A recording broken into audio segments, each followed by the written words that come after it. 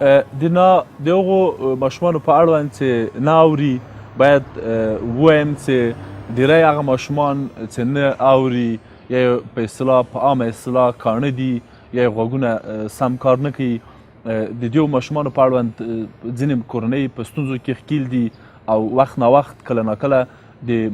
ارواپوهنې مراکزو ته مراجعت کوي او ځینې اندېښنې لري. زه په دې اړوند غواړم څو مسلې شریک کړم درنو کورنیو. هغه دا چې اول په دې باور ولرئ چې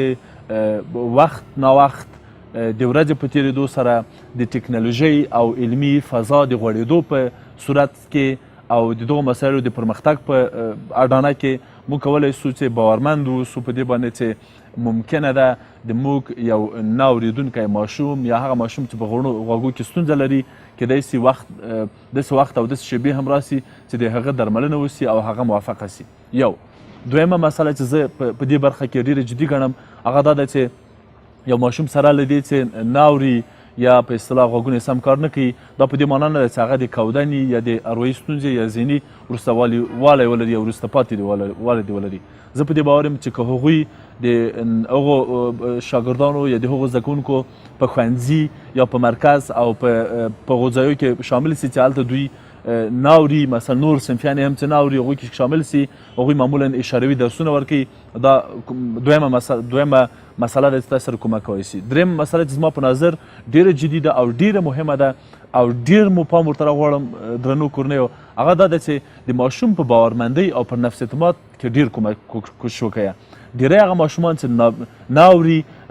سره له دې چې یوه ستونزه لري په اصطلاح یو عیب لري یو کموالی لري دوی داسې احساسوي چې په ډېرو برخو کې دوی ستونزه لري او ډېرې ستونزې لري او ډېر ناملایمات لري چې دوی نسي کولی ژوند پرې وچلوي. زه په دې باور یم چې هغوی ته باید باور ورکړو چې تاسې نه اورئ اما ډېر کارونه تاسې کوی سئ ډېر داسې څه شته چې تاسې یې کوی سئ ډېرې داسې وړتیا تاسې لرئ چې هغه غوړولی سئ. څلورمه مسله چې زما په نظر ډېره مهمه ده هغه د هغه ماشوم چې نه ویني سره مقایسه کړو او ده ته ورته وایي چې ګوره ځینې ماشومان شته چې بیخي نه ویني اما ژوند کوي اما موفقه دي اما ښوونځی وایي اما پرمختګونه لري اما امید لري ژوند ته او دوی ورته ولګو کړو چې ګوره هغه ماشوم چې نه ویني ژوند کوي هغه ماشوم چې نه ویني مکتب وایي هغه ماشوم چې نه ویني پرمخ ځي زده کړه کوي ته خو صرف نه اورې او د تا ستونزه نظر هغه ماشوم ته چې نه ویني ډېره دا نظر دې ته چې ته نه اورې. بله مسله چې زما په نظر کورنۍ باید دوی ته اهداف تعیین کړي یعنې کورنۍ باید دوی ته موخې تعیین کړي او دوی ته ورته وایي چې ته باید په دغه وخت کې دغه موخې ترلاسه کړي ته باید په دغه وخت کې دغه کارونه ترسره کړي او ډېره ښه ده ډېره مؤثره ده ډېره مفیده ده چې د دوی د اړتیاوو په رفع کې د دوی ضرورتونو په رفع کې د دوی د اړتیاوو په پوره کولو کې کورنۍ کومک وکړي او مرسته وکړي. زه په دې باور لرم چې بریالیتوب خوشبختي موفقیت هڅونې ته ضرورت لري. ډېری میندې او پلرونه که دغه ماشومان په دغه برید او په دغه وخت کې وهڅوي دوی به واقعا ډېر خوشبخته او ډېر موفقه سي. بله مسله چې زما په نظر ډېره مهمه ده ماشومان باید وهڅوو چې دوی خپل واقعیتونه او د ژوند هغه ستونزې چې لري یې هغه ومني.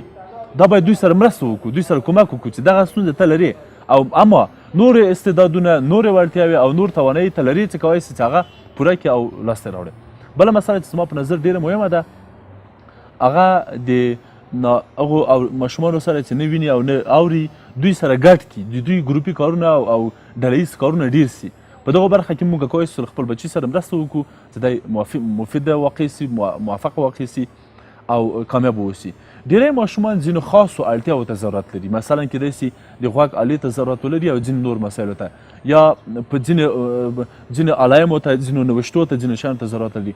ښه خبر دا ده په یوازې دی چې موږ همیش دوی ته خبرې وکړو ښه خبر ده چې ځینې مسایل ورته ولیکو یا ځینې آرمونه په اصطلاح ځینې لارښوونې جوړې کړو هغه دوی ته چېرته وخت ناوخت نصب کړو او دوی وکولی سي له هغه نه استفاده وکړي. که احیانا دغو ټولو مسایلو چې ما نن یادونه وکړه له هغو مرسته یې ونه کړه نو له دې معلومیږي چې ضرور یو روانشناس ته ضرورت لري ضرور له یو روانشناس سره مشوره وکړئ دا ستونزه به نوره هم اسانه او حل به سي.